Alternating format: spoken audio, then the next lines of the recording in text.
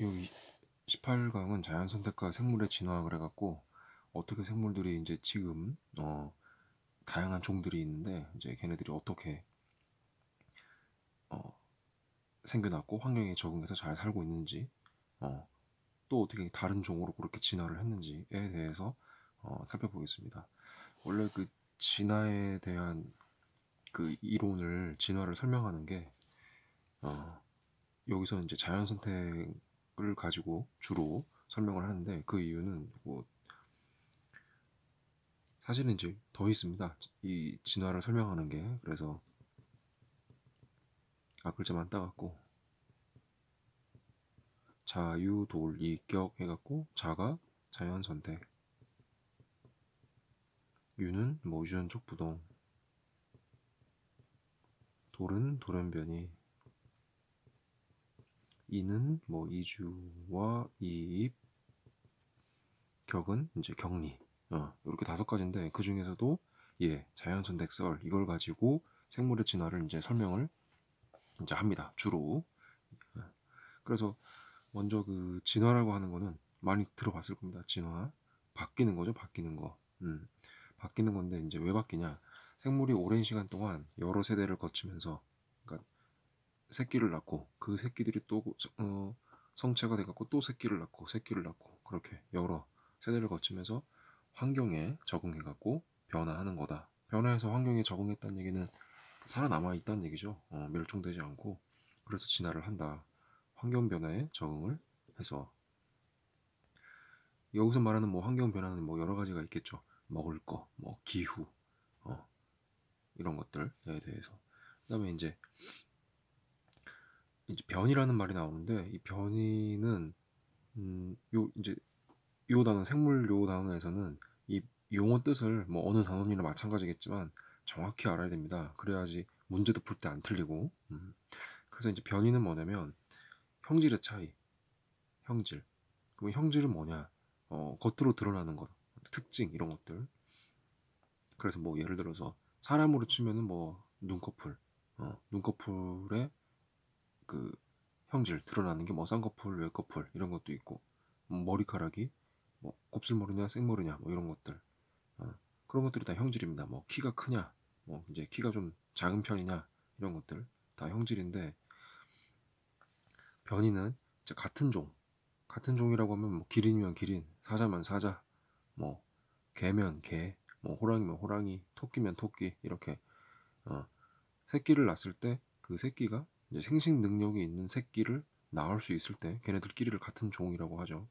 그래서 같은 종 개체 사이에서 나타나는 형질의 차이, 어떤 겉으로 드러나는 그래서 이제 그 변이가 2가지가 있는데 비유전적 변이랑 유전적 변이.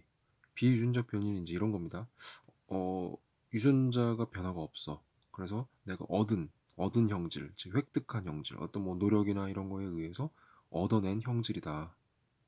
그 얘는 유전되지 않는다. 요 말. 유전이 안 된다.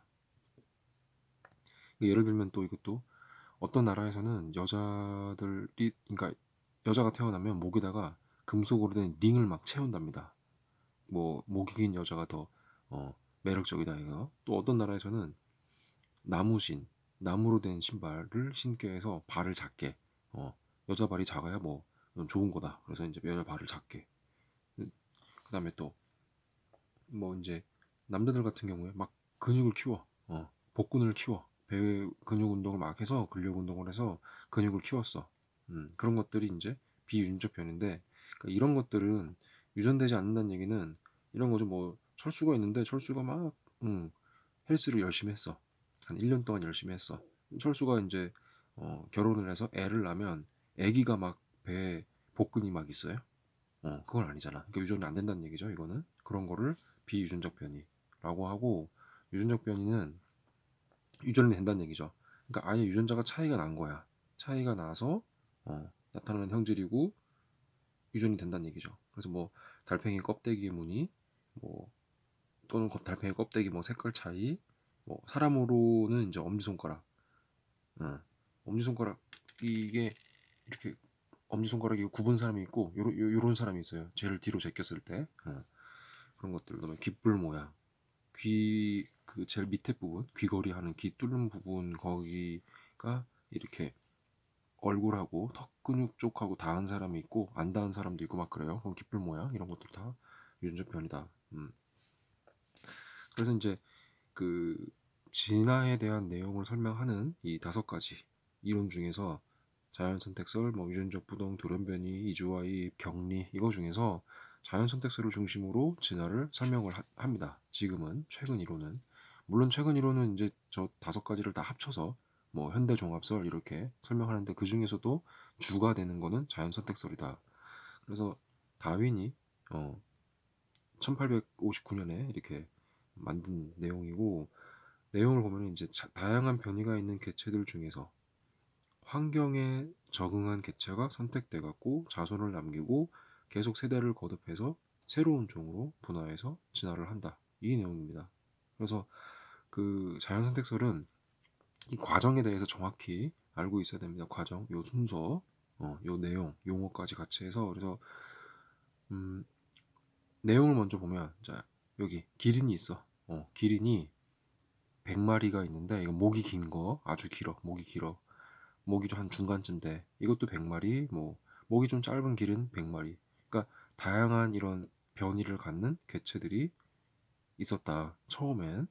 근데 그게 과잉 생산. 과잉 생산은 요 지역 뭐 예를 든 건데 1km 1km 1제곱킬로미터 안에 이렇게 굉장히 좀 많은 수네 300마리가 살고 있대. 그러면 여기 안에는 먹을 거, 뭐, 초식 동물이니까, 뭐, 나뭇잎 같은 것들이나 뭐 이런 것들, 풀 같은 것들이나 이런 것들이 제한돼 있겠죠. 그러니까 먹을 거랑 서식지가 이렇게 딱 제한돼 있어. 근데 거기를 초월하는, 거기를 좀 넘어서는, 예, 저기, 개체들이 있다는 얘기죠. 그걸 이제 과잉 생산.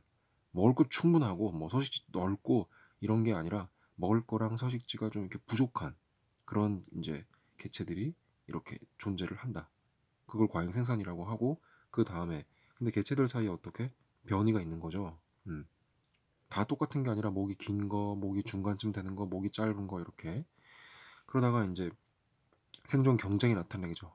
먹이랑 뭐 이런 서식지라던가 이런 것들로 해서 생존 경쟁을 하다가 여기 딱 보니까 목이 제일 긴 것만 이렇게 살아남았네. 생존 경쟁에서 자연 선택이 된 거죠. 목이 긴 개체들이 목이 중간쯤 되는 개체들하고 짧은 애들은 다 도태가 된 거죠. 그래서 자연 선택이 된 다음에 걔들 목이 긴 기린만 진화를 하더라. 요게 이제 자연 선택설의 내용입니다. 이론이고 그래서 요 내용이 근데 당시 그 1859년에 발표됐을 때는 한계점이 좀 있었습니다. 뭐냐면 변이의 원인을 설명을 못했어. 왜 이렇게 처음에 달랐는지 개체들 사이에 그걸 설명을 못했고 유전되는 원리도 얘 목이 긴 애들이 선택이 된 다음에 다음 세대 새끼를 낳아도 그게 닮은 애들이 나오는 거야. 형질이. 그러면 그거를 설명을 못했다는 얘기죠. 왜 이때 설명 못했냐면 유전자라던가 이런 이제 유전에 대해서 연구가 많이 안 돼서 설명을 못했었습니다. 그러다가 이제 유전자랑 이런 거에 대해서 뭐 연구가 많이 된 다음에 다윈의 자연선택설이 다시 주목을 받은 거죠. 근데 이제 요 당시에 다윈이 1859년에 얘기를 했었을 때 유전학이 발전 시작을 했고 막 뭐 유전된다 뭐 이렇게 부모랑 닮은 자손이 막 나오니까 그리고 또 이제 과학에선 이렇게 영향을 미쳤고 사회에 대해서는 이제 자본주의 사회 적자 생존이니까 공산주의가 아니죠. 그 환경에 적합한 애들만 살아남아. 그다음에 이제 뭐 더 강한 것들만 살아남아 이런 것들이니까 치타가 왜 달리기가 되게 빠를까요? 달리기 느린 치타들은 도태되었겠죠. 달리기 빠른 치타만 뭐 사냥도 잘하고 해서 그렇게 진화를 했다 이거죠. 그런 것처럼 어떤 강한 개체만 살아남아. 즉 식민지 지배, 강한 나라가 약한 나라를 지배하는 게 맞는 거다. 이런 거에 영향을 미쳤다고 합니다. 그 다음에 그러면 이제 그 변이랑 자연 선택에 의해서 생물이 진화했다는 그 이제 증거, 뭐 예시를 쭉 보면 여기서 이제 3가지 정도로 얘기했는데 그 갈라파고스 군도, 그 군도니까 군도, 무리군자, 그러니까 섬이 섬도자, 섬이 막 여러 개 있는 겁니다. 어. 새가 헤엄쳐서 그러니까 섬이 이렇게 물이 이렇게 그럼 요 거리가 굉장히 뭐 긴 거리야. 새가 날아가서 날아가다가 빠져 죽을 수는 없잖아 바다에. 그러니까 어떡해? 요 섬에서만 그냥 먹을 거 먹고 자기네들끼리 짝짓기 하고 해서 산다. 여기 섬에서도 마찬가지. 이 섬에서도 마찬가지. 이런 군도 섬이 물이 지어 있는 무리군 섬도 이제 한자 용어니까. 그래서 각각 다른 모양의 부리를 갖는 핀치새 개체들이 각각의 섬들에 막 흩어져서 서식을 했어. 근데 환경에 따라서 그 섬의 환경에 따라서 먹을 게 다른 거야. 어. 그래서 그 먹을 거 먹이 환경에 적합한 그런 개체들이 그 섬의 환경에 적응을 해갖고 서로 다른 부리 모양으로 진화를 했다. 이게 이제 자연 선택설에 의한 생물의 진화 그 예시를 보여주는 건데, 어, 자 여기 선인장, 그러니까 뭐 이 섬에는 선인장이 많대. 그러면 거기 사는 애들은 핀칫애들은 부리가 좀 길어. 왜? 선인장 가시에 안 찔리고 선인장 파먹어야 되니까 길어. 이렇게 진화를 했다는 얘기고, 단단한 씨앗을 먹는 핀칫애들은 단단한 씨를 갖다가 부셔야 되니까 부리가 엄청 좀 이렇게 크고 튼튼해. 그러니까 얘네들에 비해서 얘들에 비해서. 그다음에 작은 곤충을 먹는 핀칫새들은 아무래도 작은 곤충을 딱 정확히 빠르게 재빠르게 딱딱 이렇게 어, 잡아야 되니까 사냥을 해야 되니까 좀 이렇게 뭐랄까 샤프하다 그럴까 예리하다 그럴까 그렇게 진화를 했다는 얘기입니다. 그다음에 남모양 적혈구 빈혈증이라고 이거는 실제로 그 아프리카 그러니까 말라리아가 음, 자주 발생하는 그런 아프리카 지역에서는 좀 아프리카 지역의 절반 이상이 이렇죠.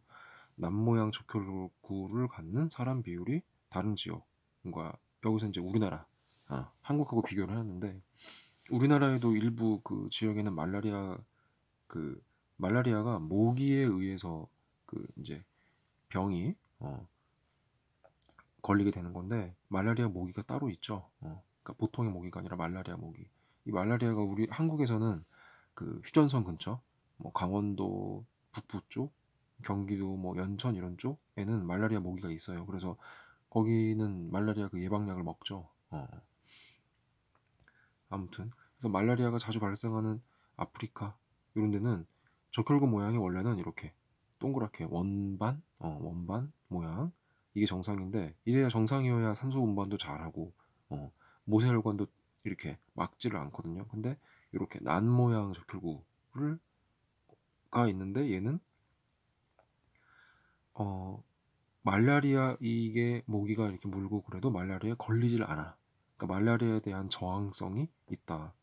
남 모양 적혈구를 가지면. 근데 이렇게 정상 적혈구를 가지면 말라리아가 걸렸을 때 굉장히 아파. 뭐 죽을 수도 있고. 그래서 근데 이제 쭉 보니까 자연 선택설로 이제 설명을 하는 거죠. 자, 유전자형을 이제 헤모글로빈 A. 그러니까 헤모글로빈 산소 운반하는 이제 단백질이죠. 그 유전자를 갖다가 AA를 가지면 정상적혈구야. 정상적혈구고 말라리아에 걸리면 그냥 굉장히 아파. 또는 뭐 심하면 죽을 수도 있고. 그래서 이제 빈혈 그리고 얘들은 이제 빈혈은 없다 이거죠. 산소 운반을 잘 하니까 정상적으로. 한국에는 이제 이런 사람들 헤모글로빈 AA를 갖는 사람들이 유전자를 갖는 사람이 많더라. 이 AA를 갖는 사람이 자연 선택이 된 거겠죠. 근데 아프리카에는 이 사람들이 적어. 자, 그다음에 헤모글로빈 A하고 S가 이제 남모양 적혈구를 갖게 형질을 갖게끔 하는 이제 유전자인데 말라리아에 대한 저항성이 있긴 있어. 그리고 적혈구 모양은 뭐 이렇게 정상 적혈구 모양도 있기도 하고 남모양 적혈구 모양도 있기도 하고. 근데 이제 빈혈은 약간 있어. 얘 때문에 남모양 적혈구 때문에 얘는 산소 운반을 잘 못합니다. 또 모세혈관도 막 틀어막고 얘들이. 근데 한국에는 이런 사람이 적어. 근데 아프리카는 제일 많아. 왜? 아프리카에는 말라리아도 있어. 그리고 그러니까 말라리아가 모기가 있는 지역이 굉장히 좀 많다는 얘기죠. 그러니까는 아프리카에는 이런 사람들이 제일 많이 자연 선택돼서 살고 있더라. 그에 반해서 이제 헤모글로빈 SS. 그러니까 이 사람들은 남모양 적혈구겠죠. 적혈구 모양 전부 다가. 물론 말레리아 저항성도 있어. 근데 아프리카나 한국이나 이런 사람들은 거의 없어. 왜? 한국에서는 이제 악성 빈혈로 죽을 테고, 아프리카에서도 빈혈로 죽을 테고, 물론 말라리아 모기 물리면 안 죽겠지만, 말라리아가 그걸로도 이제 뭐 살 수가 없겠지만, 빈혈로도 살 수가 없으니까, 악성 빈혈 이런 것 때문에. 그래서 이렇게 각각의 그 환경에 맞게끔 적응을 해서 사람들이 살더라.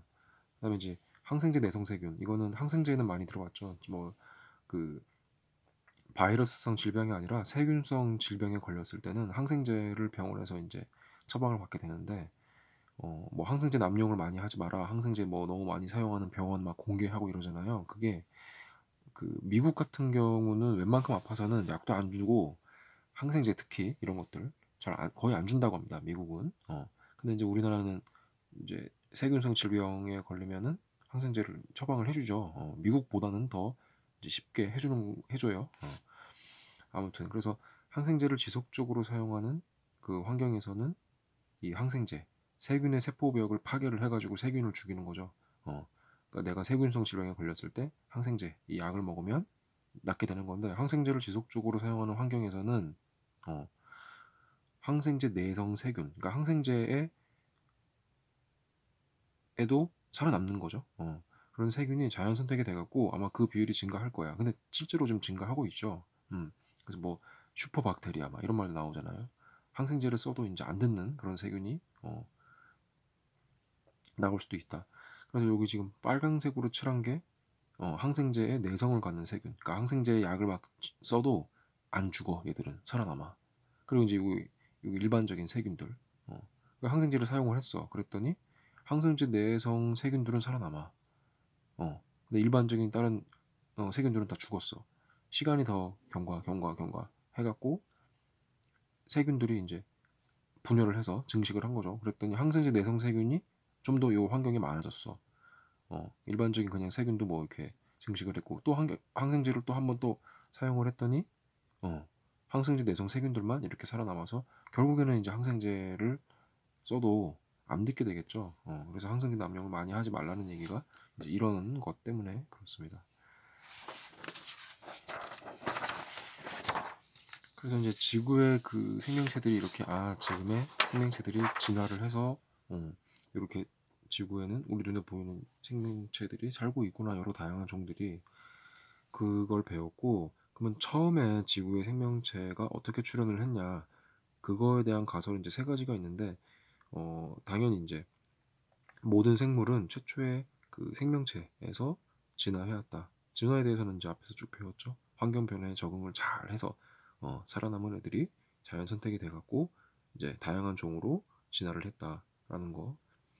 그런 이제 생명체들도 최초의 그 생명체들이 다 최초의 생명체에서 갈라져 나왔다는 얘기죠. 다양한 종으로. 그래서 38억 년에서 40억 년, 막 성칸브리아 대 막 이럴 때 생명체가 나타난 것으로 추정을 하고 있고, 그거에 대해서는 이제 최초의 생명체는 그럼 어떻게 이제 생겨났냐? 화학 진화설, 뭐 심해 열수구설, 외계 유입설 이런 것들이 있는데, 화학 진화설은 이제 무기물이니까 막 뭐 이산화탄소, 뭐 CO2, H2O, 뭐 암모니아 이런 것들, 이런 무기물에서 간단한 유기물, 이제 아미노산, 아미노산은 앞에서 배웠었죠. 구조식으로 그려보면 뭐 이제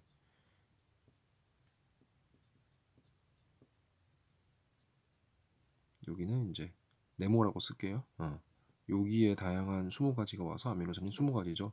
그래서 뭐 무기물에서 무기물에서 간단한 유기물, 이제 아미노산이 생기고, 아미노산 얘네들이 뭐 펩타이드 결합 이런 걸 해가지고 복잡한 유기물, 단백질이나 이제 핵산, 핵산이 나중에 이제 유전 물질이 되는 거죠. DNA나 RNA가 복잡한 유기물을 이렇게, 어쨌든 유기물이 생겼으면 지금의 생명체들이 다 이런 탄소 화합물로 된 이런 유기물들로 되어 있으니까, 요까지 생기고 난 다음부터는 이제 뭐 막으로 둘러싸인 유기물 복합체, 일단 세포막 이런 걸로 둘러싸여야 생명체니까, 그렇게 해서 이제 뭐 유전 물질을 갖고 해서 생명체로 진화했다. 그걸 말하는 게 이제 화학 진화설. 무기물에서부터 이렇게 화학 반응 이런 걸 통해서 유기물이 생겨났다. 그다음에 이제 심해 열수구설 이거는 바다 밑에 일단 물이 있잖아. 바다 밑에 물. 그리고 그 바다 밑에서 심해에서 이제 화산 폭발 이런 거. 그건 높은 온도, 물도 있고 하니까 이런 것들 뭐 저기 메테인, 뭐 암모니아 이런 게 또 풍부했대요. 그러면 이런 걸 재료로 해갖고 또 이렇게 어, 유기물을 만들 수 있더라.